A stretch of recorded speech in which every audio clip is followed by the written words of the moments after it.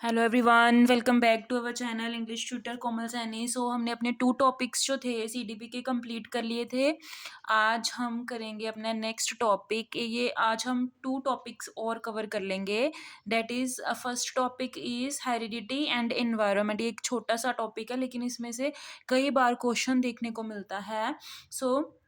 हमने last 2 chapters में heredity and environment के बारे में पढ़ा था। जैसे कि हमने पढ़ा था नेचर और नर्चर के बारे में। तो this is heredity and environment. जो हेरिडिटी है वो नेचर से रिलेट करती है और जो एनवायरनमेंट है वो नर्चर से रिलेट करता है। हेरिडिटी वंश, हमें अपनी जेनेटिकली हमें अपने पेरेंट्स से क्या क्या आदतें मिली हैं, ठीक है, कैसा हमारा नेचर है, कैसी हमारी हाइट है या कैसा वेट है या कैसा हमारा स्किन का टेक्सचर है, ठीक है। तो ये सब हमें हेरिडिटी से मिला है, ठीक है। तो हेरिडिटी जो है वो स्टैटिक है, फिक्स्ड है, इसको हम चेंज नहीं कर सकते। अगर हमारे पेरेंट्स की हाइट छोटी है तो हमें भी छोटी ही हाइट मिलेगी, हम उसको चेंज नहीं कर सकते। अगर हमें अपनी स्किन टोन जो है वो फेयर नहीं मिली है तो हम उसको भी चेंज नहीं कर सकते क्योंकि वो हमें हेरिडिटी में ही मिली है। लेकिन जो हमारा नर्चर है, जो हमें इन्वायरमेंट से मिला है, वो डायनेमिक है एंड चेंजेबल है। हम उसको चेंज कर सकते हैं। जैसे कि मैंने आपको कल भी एग्जांपल दी थी इन्वायरमेंट की, कि बच्चा जैसे इन्वायरमेंट में रहेगा वैसा ही वो अडॉप्ट करना शुरू कर देगा।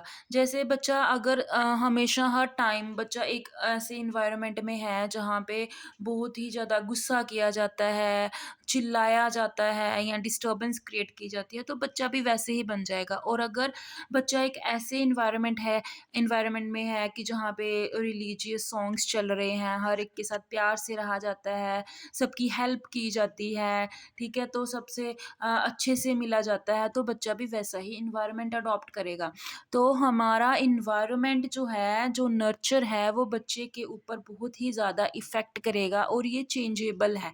इसको हम चेंज कर सकते हैं। अगर हमें लग रहा है कि बच्चे को अच्छा इन्वायरमेंट नहीं मिल रहा, अच्छी सोसाइटी नहीं मिल रही है, बच्चा जैसे फ्रेंड सर्कल के साथ रहेगा वैसा ही बनना शुरू हो जाएगा, तो हम इसको चेंज कर सकते हैं। हेरिडिटी जो है ये हमें मिलती है on the time of reproduction.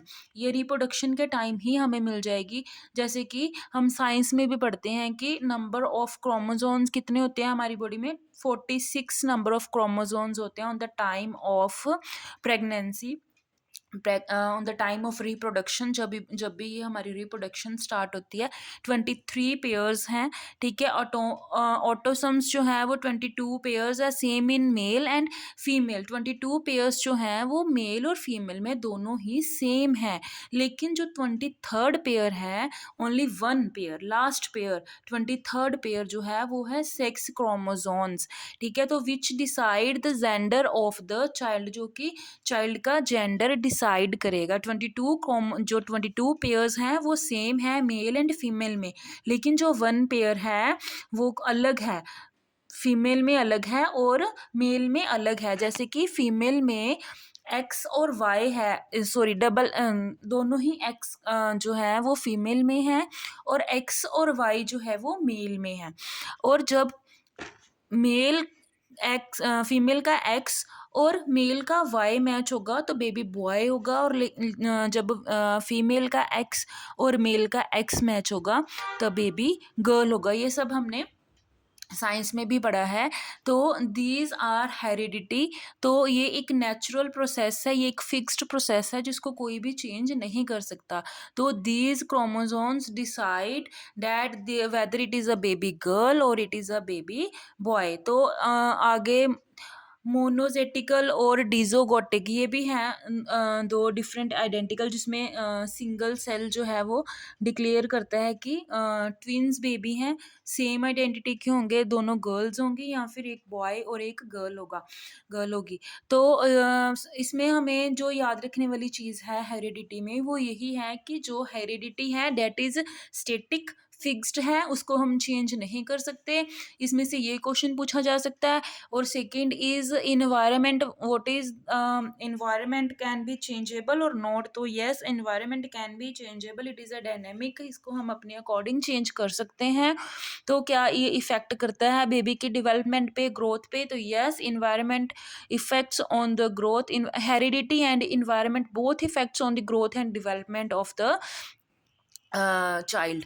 तो ये इंपॉर्टेंट आ जाएगा। उसके बाद इसमें से एक क्वेश्चन और पूछा जाएगा, ये जो हमने किया है एक्स और वाई क्रोमोसोम्स का 23rd पेयर जो है, ये भी क्वेश्चन आया हुआ है।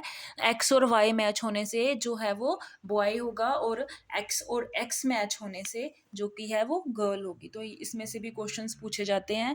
नेचर जो है वो किससे रिलेट करता है? That relates to heredity. अगर बच्चे की हाइट जो है वो कम है तो वो किस चीज़ से रिलेट करेगी? तो ये क्वेश्चन भी आया हुआ है कि अगर बच्चे की हाइट जो है वो कम है तो वो किससे रिलेट करेगी? हेरिडिटी से रिलेट करेगी या फिर इन्वायरमेंट से रिलेट करेगी? उसको हेरिडिटी में ये हाइट मिले या उसका इन्वायरमेंट ही ऐसा उसको खाने में अच्छा नहीं मिल रहा तो उसकी वजह से? नहीं, इन्वायरमेंट की वजह से हाइट रिलेट नहीं करेगी, हेरिडिटी की वजह से ही हाइट रिलेट करेगी। ठीक है, तो इसमें ये बस इतना ही था इस टॉपिक में, और ज़्यादा कुछ करने का है नहीं है। बस ये छोटा सा एक हमारा टॉपिक था जो आज हम यहीं पे कंप्लीट करते हैं। इसी के साथ आज हम अपना एक और छोटा सा टॉपिक कवर कर लेंगे जो कि है हमारा टॉपिक नंबर 4। यस, ये एक छोटा सा पॉइंट है। जैसे कि हमने देखा है कि नेचर जो है वो हेरिडिटी के साथ है और नर्चर जो है वो इन्वायरमेंट के साथ है। और हमारी जो डेवलपमेंट है वो उसके लिए कौन कौन रिस्पॉन्सिबल है? हेरिडिटी प्लस इन्वायरमेंट, दोनों ही हमारी डेवलपमेंट के लिए इम्पोर्टेंट है। मेंटली डेवलपमेंट के लिए इन्वायरमेंट इम्पोर्टेंट है और बॉडी की फिजिकल डेवलपमेंट के लिए हमारी हेरिडिटी इम्पोर्टेंट है। तो ये एक स्किनर का छोटा सा इसको हम डिटेल में भी कर लेंगे। वैसे इसको अभी के लिए हम लीव करते हैं, इसको हम डिटेल में करेंगे। स्किनर की थ्योरी जो है इसको हम डिटेल में करेंगे। ये एक छोटी सी मैंने इसकी डेफिनेशन लिखी हुई है। Motivation, motivation what is motivation? Motivation वही है जो हमें मोटिवेट करे किसी काम के लिए। यस, तो टाइप्स ऑफ मोटिवेशंस लिखे हुए हैं, इंटरनल एंड एक्सटर्नल, इसमें से क्वेश्चंस आते हैं।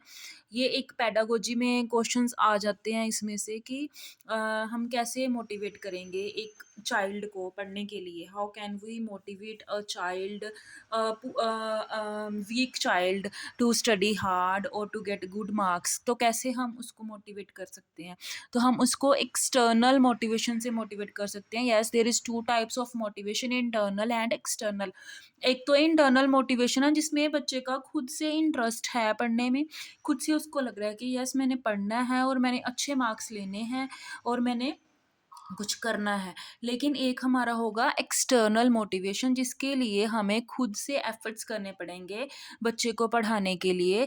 या तो हम उसको किसी भी चीज़ का ऐसे लालच देंगे कि तुम्हें रिवॉर्ड मिलेगा अगर तुम्हारे अच्छे मार्क्स आए तो। ठीक है, तो ऐसे ही जॉब्स में भी होता है कि अगर आप अच्छा काम करोगे तो आपकी सैलरी इंक्रीज़ कर दी जाएगी।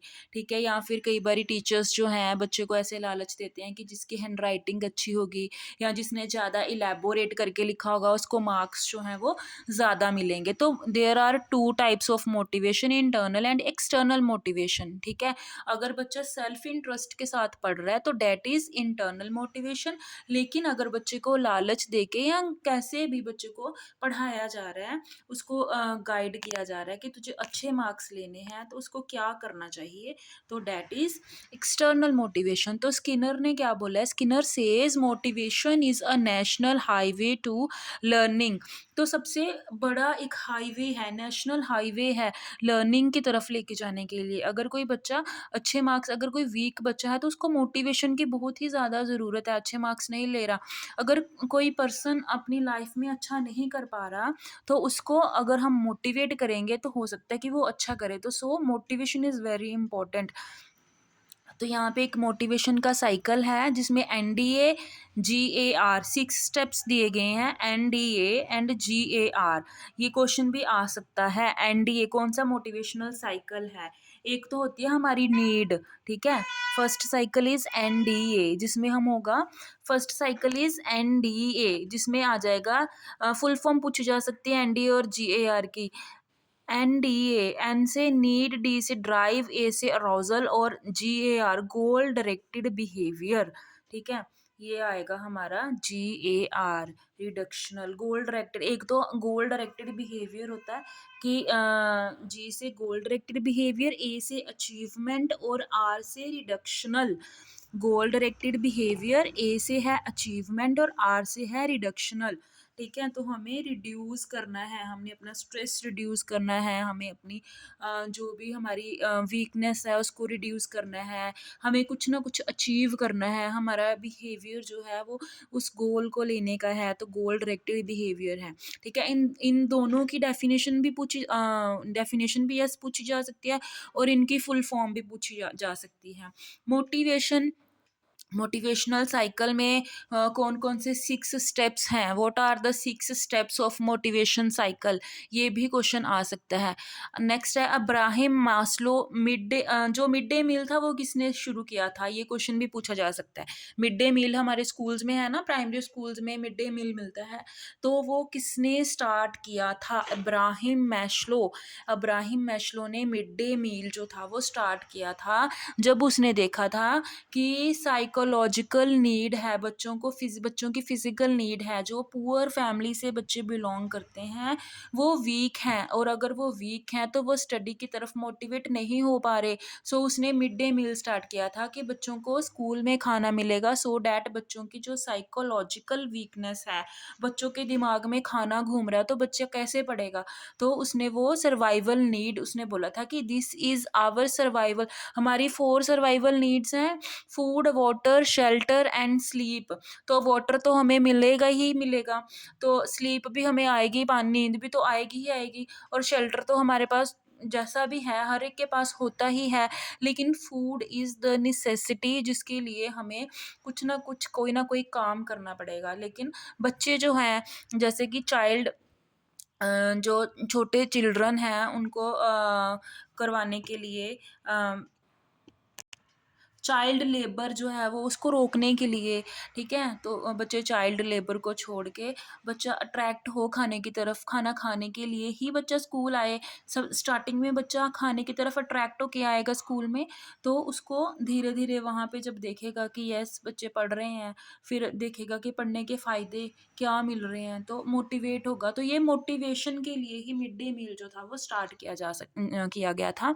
तो इसमें से भी एक क्वेश्चन आ सकता है, who started the mid day meal, ये क्वेश्चन आया भी हुआ है। Abraham Maslow started mid day meal for the psychological need of the, किस नीड के लिए शुरू किया गया था, साइकोलॉजिकल नीड। और सर्वाइवल नीड्स कौन कौन सी हैं हमारी, food, water, shelter and sleep. तो मिड डे मील जो था वो साइकोलॉजिकल नीड के लिए शुरू किया गया था कि अगर बच्चों को खाने के लिए चाइल्ड लेबर करनी पड़ रही है, तो चाइल्ड लेबर को छोड़ने के लिए वो खाना खाने के लिए ही स्कूल आए और अपना जो है वो खाना खा के यहाँ से थोड़ा मोटिवेट हो और पढ़ना शुरू करे। तो दिस इज़ आवर छोटा सा एक हमारा ये टॉपिक था मोटिवेशन, जो कि काफ़ी इम्पोर्टेंट था। तो उसके बाद our last topic is, fourth topic है ये हमारा सीडीपी का, आज का हमारा लास्ट टॉपिक है सोशलाइजेशन प्रोसेस। तो सोशलाइजेशन प्रोसेस जो है, सोसाइटी हैज़ इट्स ओन, हमें सबको पता है कि सोसाइटी के अपने नॉर्म्स हैं, अपने रूल्स हैं, अपनी वैल्यूज़ हैं, जिसको हमें फॉलो करना ही पड़ेगा। अगर हम उसको फॉलो नहीं करेंगे तो हम सोसाइटी में अच्छे से नहीं रह पाएंगे। तो सोसाइटी के कौन कौन से रूल्स हैं ये हम सबको पता है कि अगर हम अपनी रिलीजन को फॉलो कर रहे हैं तो जो हमारे रिलीजन के नॉर्म्स हैं हम उसको फॉलो करेंगे। सोसाइटी में कैसे कपड़े पहन के हमें निकलना है, कैसे हमने सबसे बात करनी है, कैसे हमने सबसे बिहेव करना है, ठीक है, तो कैसे हमने अपने रिलीजियस फेस्टिवल्स जो हैं वो सेलिब्रेट करने हैं। तो ये सारे हमारे सोसाइटी के नॉर्म्स, रूल्स एंड वैल्यूज़ हैं। It is a process of internalization the norms and ideologies of society. अब socialization क्या है कि जब तक हमें realize होता है, इंटर रियलाइज होना कि हमारी सोसाइटी में जो भी नॉर्म्स जो भी रूल्स बनाए गए हैं वो किस चीज़ के लिए बनाए गए हैं, हमारी भलाई के लिए या क्यों बनाए गए हैं, और यस उसे हमें फॉलो करना ही करना है। तो इस प्रोसेस को हम बोलेंगे सोशलाइजेशन प्रोसेस। जब हमें ये रियलाइज हो गया कि yes these rules have to follow, we must have to follow these rules, तो that means we are socialised. तो इसके फीचर्स क्या है? कॉन्टिन्यूस प्रोसेस है, सोसाइटी से हमें कुछ ना कुछ सीखने को मिलता ही रहता है। This is also a continue process. जैसे कि हमारी डेवलपमेंट होती है वैसे ही हमें सोसाइटी से कुछ ना कुछ मिलता है। तो this is a life long process. PB Horton and C.L. Hunt interact, learn norms. Then second है फॉर्मली और इनफॉर्मली। समटाइम्स हम फॉर्मली सोसाइटी के सामने जाते हैं और समटाइम्स हम इनफॉर्मली भी जाते हैं। ठीक है। इनकैलकुलेट बेसिक डिसिप्लिन, तो ये हमारे अंदर एक बेसिक डिसिप्लिन जो भी बेसिक वैल्यूज़ हैं डिसिप्लिन की वो इनकलकेट करता है। तो इसकी जो टाइप्स हैं वो क्या है, जल्दी से टाइप्स देख लेते हैं। Primary and secondary.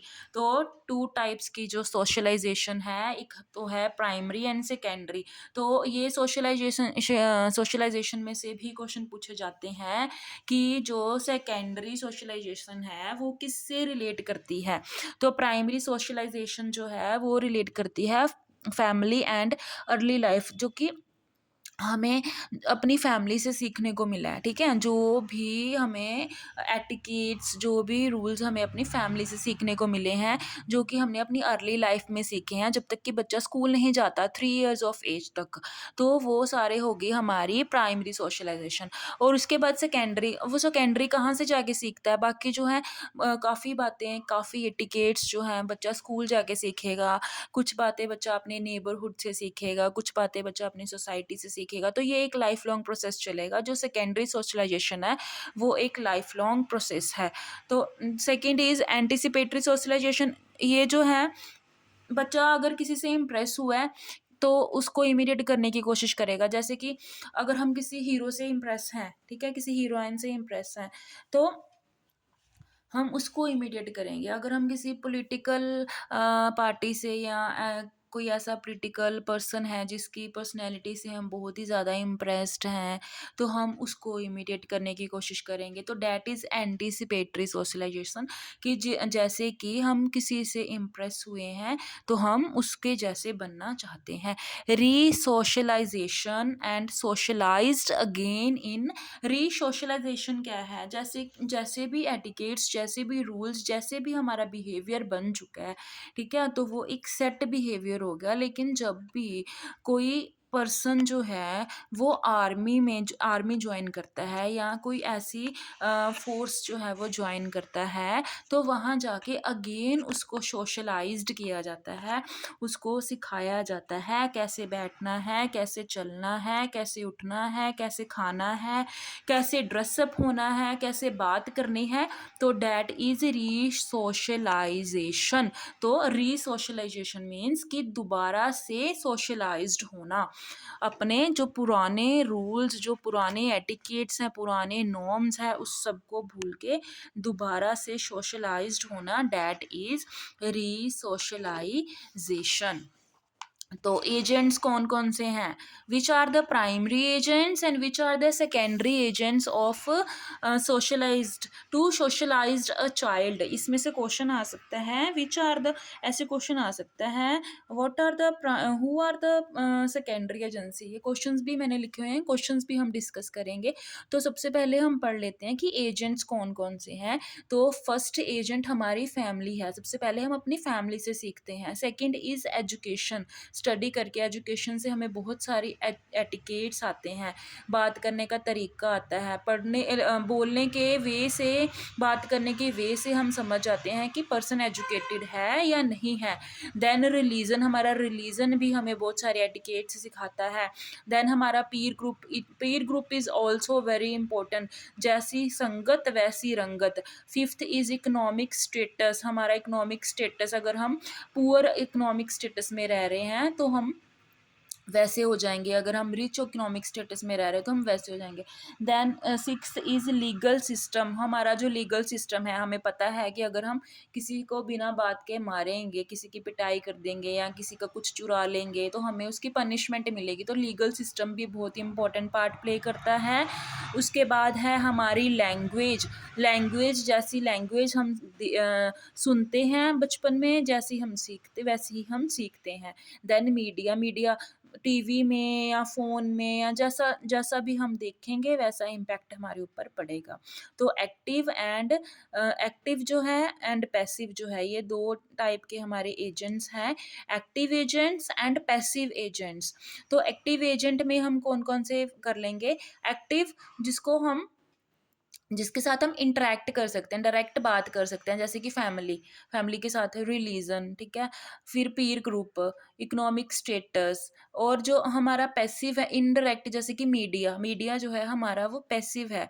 मीडिया से हम कुछ सीख सकते हैं, लेकिन अगर हमें वो गलत लग रहा है तो हम बोल नहीं सकते सामने। टीवी के सामने अगर बैठे हैं, कोई किसी की पिटाई कर रहा है, अगर हम बोलेंगे कि मत इसकी पिटाई करो, तो वो उसकी पिटाई करना बंद नहीं कर देगा। तो दैट इज़ हमारी, वो क्या हो गया? पैसिव एजेंट हो गया।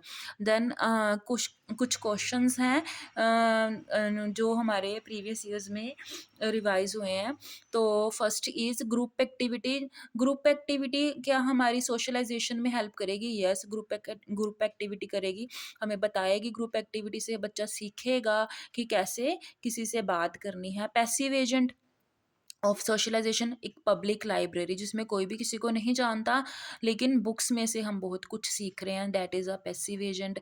आगे, process of socialization is called the process of dash in a society. Process जो है सोशलाइजेशन का, वो क्या सिखाता है कि हमने कैसे एडजस्ट होना है सोसाइटी में, चाहे हमें वो नॉर्म्स अच्छे लग रहे हैं या नहीं लग रहे, चाहे हमें वैसे ड्रेसअप होना अच्छा लग रहा है या नहीं लग रहा, चाहे हमें वैसे बात करना अच्छा लग रहा है या नहीं लग रहा, लेकिन हमने उसमें एडजस्ट होना है। तो अगर हम एडजस्ट होना सीख लेंगे तो that means we are socialised. तो डाइवर्स क्लासरूम जो है, लर्न मैनी स्किल्स। जैसे कि डाइवर्स क्लासरूम है जिसमें डिफरेंट डिफरेंट रिलीजन के या डिफरेंट डिफरेंट सोसाइटी के, डिफरेंट डिफरेंट इकोनॉमिक स्टेटस के बच्चे पढ़ेंगे, तो वो उसमें भी बच्चा बहुत सारी चीज़ें जो है वो, बहुत सारी स्किल्स जो है वो सीखेगा। तो हमने देख लिया था कि हमारा प्राइमरी एजेंट कौन है? फैमिली है, ठीक है? और एजुकेशन जो है, जो हम 3 साल तक सीखते हैं वो हमारा प्राइमरी है। उसके बाद हम चले जाते हैं स्कूल, तो स्कूल बन गया हमारा secondary agent. School and neighbourhood, जो भी हम अपने नेबरहुड से सीखते हैं। सेकेंडरी एजेंसी और भी है, स्कूल, मीडिया, जो भी हमें इंफॉर्मेशन प्रोवाइड होती है। अर्ली चाइल्डहुड कौन सा पीरियड है? अर्ली चाइल्डहुड 2 से 6 ईयर का पीरियड था। तो उसमें हमारा जो है एजेंट कौन है? हमारी फैमिली है, पेरेंट्स एंड सिबलिंग्स। सोशलाइजेशन क्या है? एक लाइफ लॉन्ग प्रोसेस है। सोशलाइजेशन कभी भी ख़त्म नहीं होती है, कॉन्टिन्यू एक प्रोसेस है, लाइफ लॉन्ग प्रोसेस है, डायनेमिक है, चेंजेबल है, process of crucial for adapting. अगर किसी ने अडेप्ट कर लिया सोसाइटी को, that means that person is socialised. अगर अडेप्ट नहीं किया तो that person is not socialised. हम बोलेंगे कि ये तो सोसाइटी में रहने के लायक ही नहीं है, सोशलाइज्ड ही नहीं है। तो हमें सोसाइटी में रहने के लिए सोशलाइज होना बहुत ही ज़रूरी है। तो आज हमने अपने 5 टॉपिक्स कवर कर लिए हैं। आई होप आपको समझ आया होगा। और अगर आपने अभी तक मेरा चैनल सब्सक्राइब नहीं किया है तो please do like, share and comment on my videos and subscribe my channel and don't forget to click on the bell icon, so that अगर जब भी मैं आपको कोई इंफॉर्मेटिव वीडियो या फिर इससे रिलेटेड कोई भी वीडियो डालूँ तो जल्दी से आपको नोटिफिकेशन मिल जाए। तो अब टाइम हमारे पास बहुत ही कम बचा है एग्ज़ाम में, तो अगर आप डेली 1 आवर लगाओगे तो यस, आप इस पेपर को क्रैक कर सकते हो। लेकिन अगर आप टाइम नहीं दे पा रहे हो तो that is not the way to study. तो इसीलिए मैं आपको यही सजेस्ट करूँगी कि एटलीस्ट 1 आवर तो आप अपनी स्टडी के लिए निकालो। तो हम जनवरी के लास्ट तक अपना सीडीपी जो है इसके सारे टॉपिक्स कवर कर लेंगे। उसके बाद हम स्टार्ट करेंगे अपनी एसएसटी, क्योंकि एसएसटी में बहुत ही ज़्यादा वास्ट सिलेबस है, तो उसमें हमें थोड़ी सा अपना स्पीड अप करना पड़ेगा। तो आप मेरे साथ-साथ चलते जाओगे तो आपको कोई ज़्यादा डिफ़िकल्टी नहीं होगी। जो चीज़ में कन्फ्यूज़न है वो आप मुझे कमेंट करके पूछ सकते हो, आई विल डेफ़िनिटली रिप्लाई। तो अगर इस चीज़ में किसी में भी कुछ पूछना हो तो यू कैन कमेंट मी। तो इसके साथ ही हम आज की वीडियो अपने यहाँ पे ख़त्म करते हैं और मिलते हैं कल आपके साथ न्यू टॉपिक और न्यू वीडियो के साथ। Okay, thank you.